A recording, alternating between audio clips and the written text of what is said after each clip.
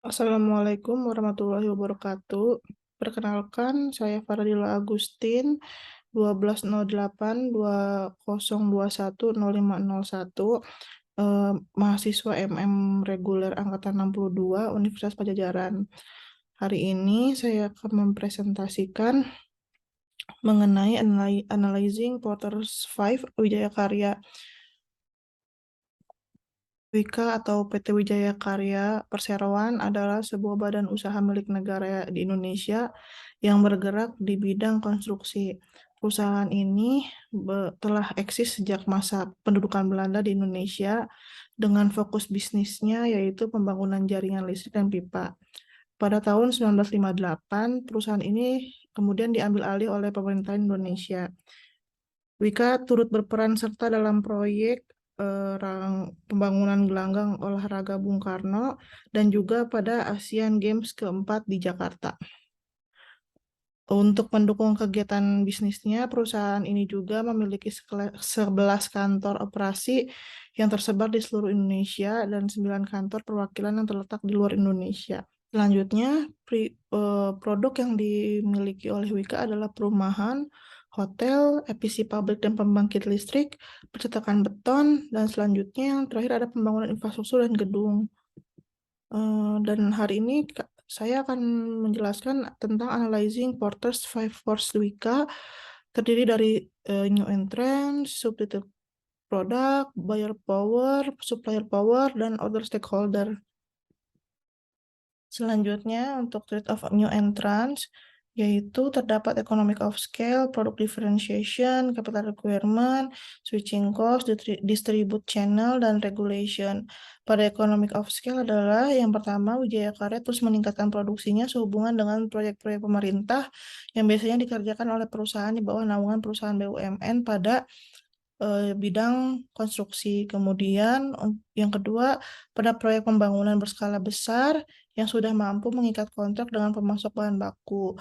Kemudian selanjutnya untuk produk differentiation, pada dasarnya di industri konstruksi ini sebagian memiliki persamaan dengan perusahaan konstruksi lainnya, yaitu untuk membangun gedung perkantoran, hunian, atau gedung fasilitas. Pada mutu produk pun relatif memiliki kesamaan. Yang membedakan adalah harga, waktu, dan juga mutu produk seperti pada segmen yang dimiliki oleh Wika, yaitu Realty Wika dengan menambahkan jasa dengan rancang bangun untuk dapat menarik konsumen.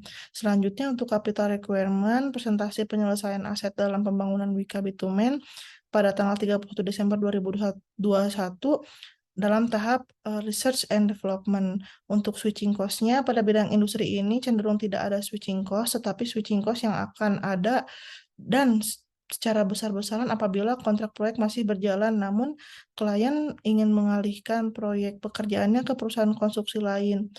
Hal ini akan menimbulkan banyak biaya seperti biaya proses perhitungan nilai pekerjaan yang harus melibatkan pihak ketiga atau yang disebut konsultan, dan juga mengalami keterlambatan pekerjaan sebab terjadinya keterlambatan beroperasinya bangunan tersebut. Kemudian untuk channel, distribusi di perusahaan konstruksi dengan distributor bahan baku sudah pasti terikat kontrak, yang di dalamnya terdapat regulasi harga, volume bahan baku yang akan dibeli. Kontrak ini salah satu upaya perusahaan dalam mengurangi resiko kekurangan bahan baku dan juga kenaikan harga bahan baku, mengingat pada pandemi COVID banyak distributor yang tutup beroperasi. Untuk yang terakhir ada regulation, banyak peraturan pemerintah yang mengatur pengadaan proyek-proyek pemerintah yang membuat kesulitan perusahaan baru untuk masuk pada proyek-proyek pemerintah. Selanjutnya untuk competitive rivalry, yaitu jasa konstruksi Indonesia memiliki persaingan usaha yang sangat ketat. Berikut adalah perusahaan-perusahaan yang menjadi saingan dari Wika, yaitu yang pertama Adikarya, Total Bangun Persada, Pembangunan Perumahan, di Korin, dan Pembangunan Jaya, dan terakhir ada Waskita Karya.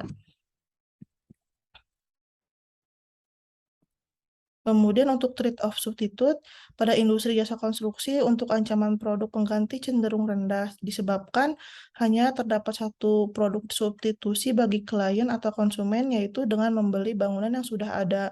Meski begitu, membeli bangunan yang sudah ada juga memiliki kendala yaitu dalam kesesuaian lokasinya dan juga fungsi bangunan yang akan digunakan. Maka dari itu harus ada biaya perbaikan apabila bangunan tersebut apabila pembangunan tersebut memiliki usia yang lama.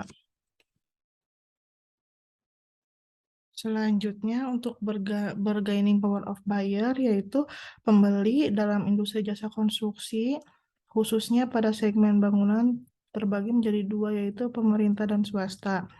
Kekuatan daya tawar antara pemerintah dan swasta juga memiliki perbedaan yaitu dua faktor yang menentukan kekuatan dari pembeli yaitu yang pertama sensitivitas harga yaitu dalam industri jasa konstruksi khususnya pada bidang bangunan tidak ada perbedaan yang signifikan antara produk dan yang ditawarkan oleh masing-masing perusahaan. Jikapun ada, hal itu merupakan reputasi dan pengalaman perusahaan tersebut dan juga kepercayaan yang didapat perusahaan tersebut oleh konsumen. Selanjutnya, untuk yang kedua adalah kekuatan daya relatif. Pada industri jasa konstruksi ini, khususnya pada bidang bangunan, jumlah pembeli atau pemberi kerja pemerintah relatif menurun, sehingga kekuatan tawar pembeli meningkat, sedangkan untuk pembeli swasta relatif meningkat, sehingga kekuatan tawar pembeli relatif turun. Sedangkan jumlah perusahaan konstruksi kualifikasi usaha relatif meningkat.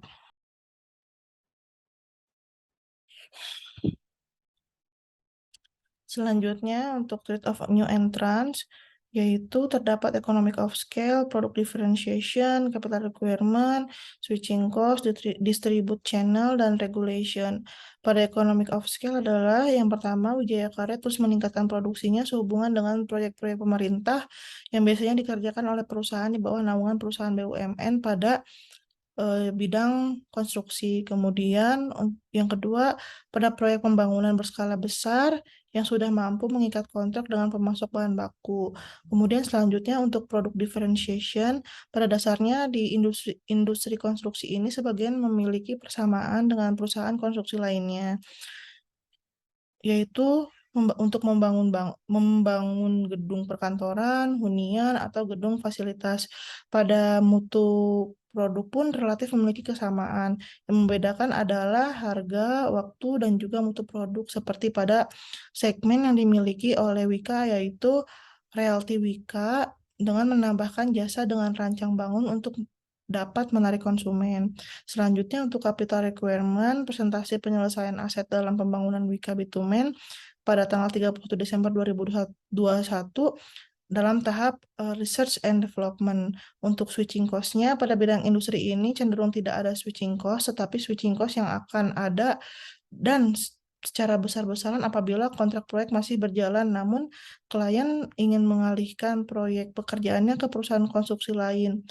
Hal ini akan menimbulkan banyak biaya seperti biaya proses perhitungan nilai pekerjaan yang harus melibatkan pihak ketiga atau yang disebut konsultan dan juga mengalami keterlambatan pekerjaan sebab terjadinya keterlambatan beroperasinya bangunan tersebut.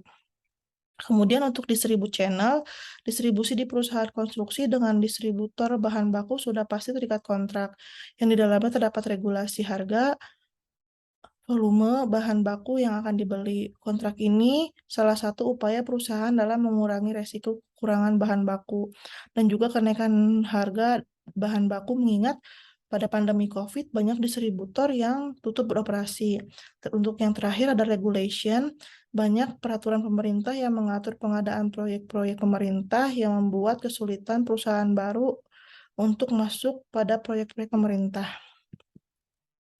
Selanjutnya untuk competitive rivalry, yaitu jasa konstruksi Indonesia memiliki persaingan usaha yang sangat ketat.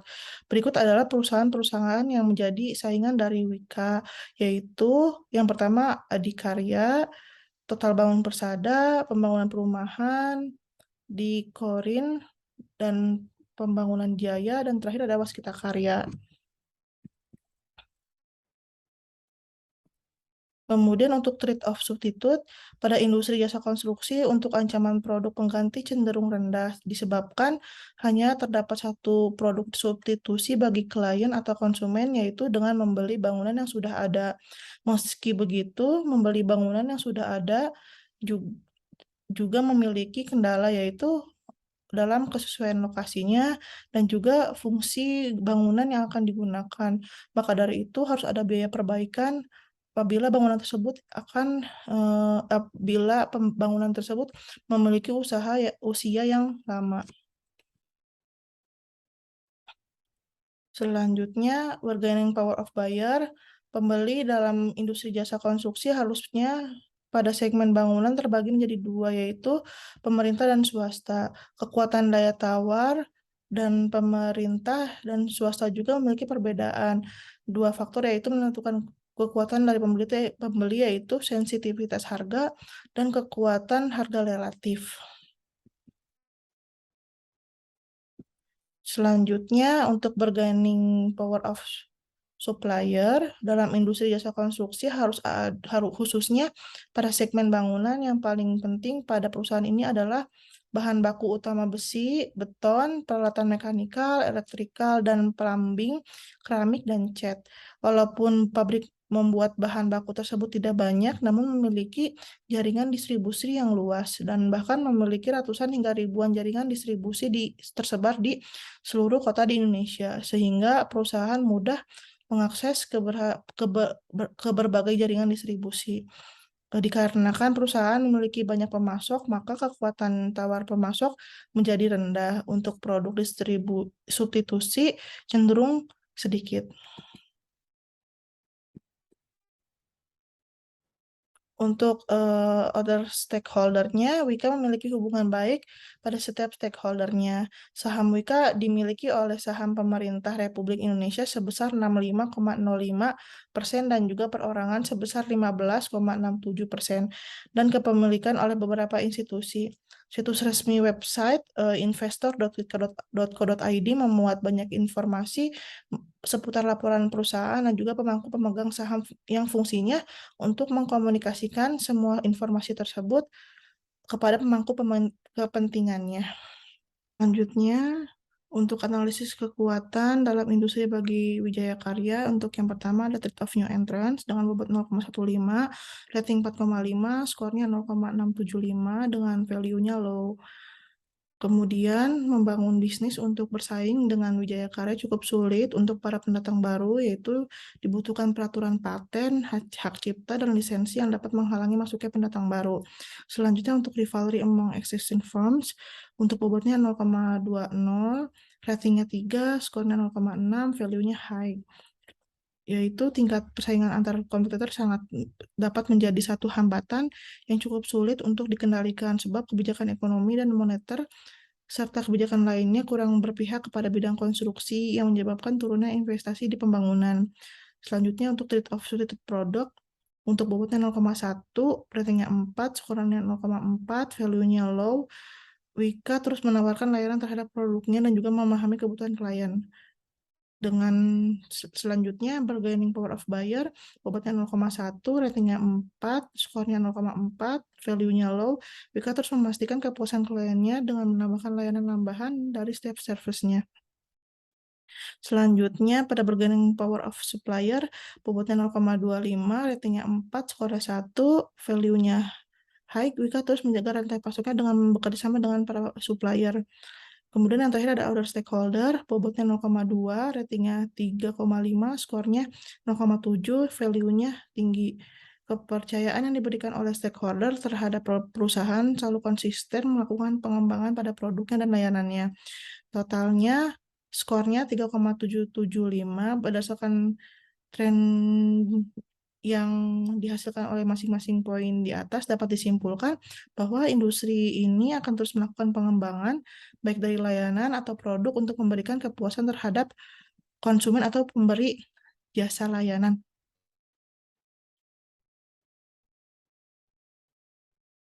Terima kasih. Sekian presentasi dari saya. Kurang lebihnya mohon maaf. Terima kasih.